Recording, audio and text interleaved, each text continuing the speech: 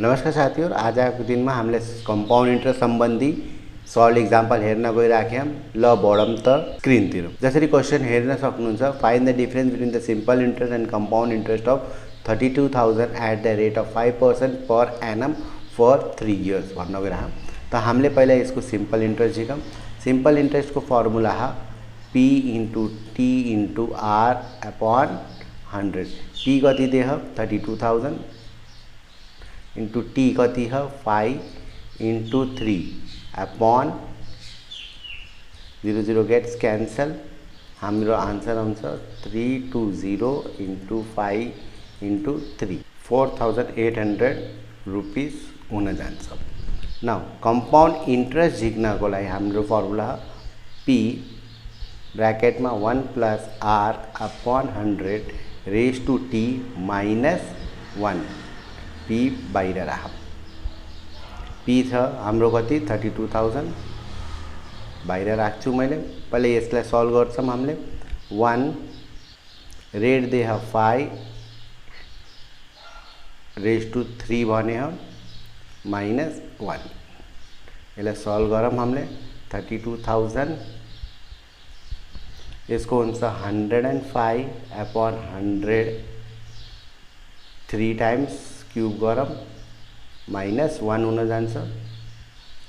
या simply हामीले यसलाई भन्न सकिन्छ 32,000 ब्रैकेट में 1.05 को cube minus 1 that is 32,000 1.157 minus 1 हुन जान्छ। That gives you 32,000 into 0.157। यसलाई मल्टिप्लाई गरौँ हामीले 5,044 रुपीस हुन जान्छ। Difference of common compound interest भने हम डिफरेंस आउन जान्छ that is 5044 minus 4,800 that gives me 244 rupees को डिफरेंस आउन जान्छ। तपाईले स्क्रिनलाई पज गरेर हेर्न सक्नुहुन्छ। ल त स्क्रिन नेक्स्ट क्वेशन तिर बढौं। यहाँ क्वेशनले के भन्न गइराख्यो compound interest on sum of the money in 2 years at a rate of 10% will be 420 more than the simple interest। find the sum of the money। त हामीलाई प्रिन्सिपल अमाउन्ट दिए हैन। हामीले प्रिन्सिपललाई लिन सक्छौं x। अब x मानिसके हम पहिला सिम्पल इंट्रेस्ट भने 420 रुपीस मोर देन भने त टाइम पीरियड दे 2 रेट दे 10% पर एनम दे। Obviously according to the condition compound interest is 420 rupees more than the simple interest. Simple interest plus 420 हुन जान्छ। यहाँसम्म हाम्रो आशा बुझ्न होला। यहाँ सिम्पली हामीले यसलाई भन्न जाम दुईटाको बीच compound interest minus simple interest gives me 420 rupees हुन जान्छ। अब कंपाउंड इंट्रेस्ट खाली झिक्नको फर्मुला है P ब्रैकेट में 1 plus R upon 100 raise to T minus 1 हुन जान्छ। कंपाउंड इंट्रेस्टलाई सिम्प्लिफाई गरौँ हामीले। P 1 plus 10 upon 100 raise to minus 2 times. Obviously तो हामीले यसलाई सल्भ गरौँ। P यो हाम्रो हुन जान्छ 110 अपॉन 100 हुन जान्छ माइनस 1 द होल स्क्वायर हुन जान्छ यो। तो P 0 gets cancel and that gives me 121 upon 100 minus 1।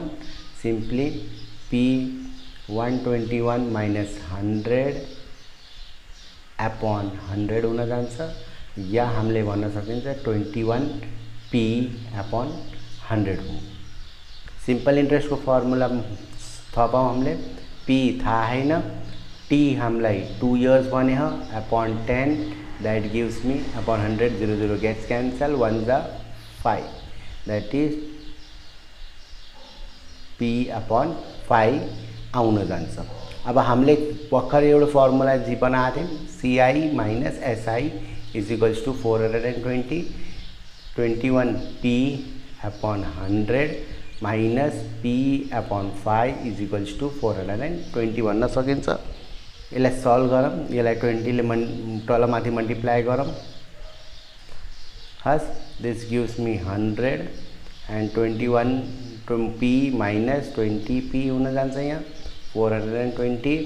That's you p is nothing but upon 100 is equals to 420, p is equals to 420 into 100, that is gives you 42120 words of rupees.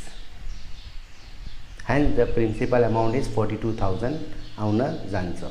You can simply pause the video and watch. ल भेटौँ the next video मा. Till then, have a good day.